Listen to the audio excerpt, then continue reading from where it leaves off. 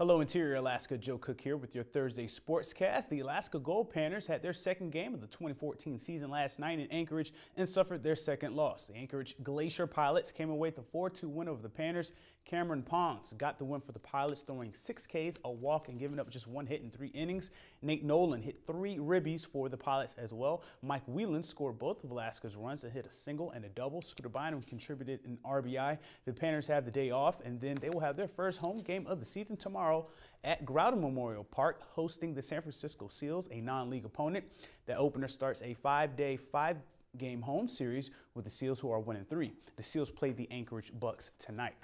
Now, a follow-up story on Lajen Ashmore. If you remember last year, we profiled Ashmore, who was hard of hearing, but was a vital part of the West Valley basketball program. She is bouncing back after an injury to play internationally this summer. Here's more.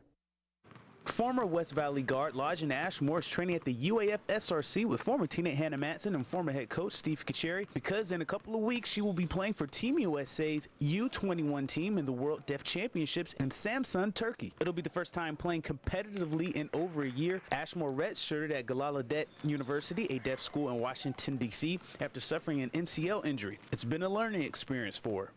I learned a lot checking out. It's not the best feeling, but I learned a lot.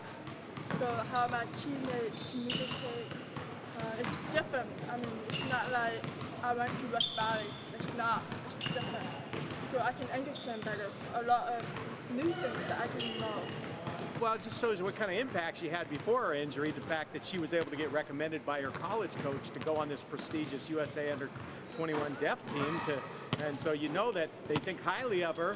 And as far as what the coach wants, they want her to use her point guard skills and her offensive skills, such as being able to get to the basket, be able to create for others, be able to create her own shot, and then defensively being able to close out on the shooters. Matson, who is coming off a freshman season with 13 starts at the University of Portland, is happy for Ashmore's opportunity and to train with her. She's a really physical player.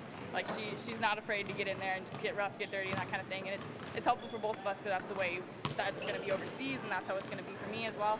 And it's good to have someone that's going to get out there and get physical with you and work hard on the court. Ashmore says the communication will be the top priority as she steps on the court for the first time for a deaf team overseas. The World Deaf Championships start July 4th through the 12th and feature teams from Mexico, Russia, Turkey, and Lithuania. And now that spring is here and the summer's just around the corner, that means the Interior will have on their running shoes. Here's an outlook for the running season for the rest of June this month. Tomorrow at West Valley High School, kids will be on the trails for the kids cross-country races at 6 starting at the West Valley soccer fields. Then this Saturday morning at 10 a.m. you have the 22nd Mosquito Meander 5K at Pioneer Park. Also this Saturday at 11 a.m. in Pioneer Park is bid pickup for the 32nd Midnight Sun Run, which is at 10 p.m. on June 21st. This Sunday, the Wickersham Dome Trail Run, the 3rd race in the Running Club North Trail Series, is at 11 a.m. on the White Mountains Trailhead on the Elliott Highway.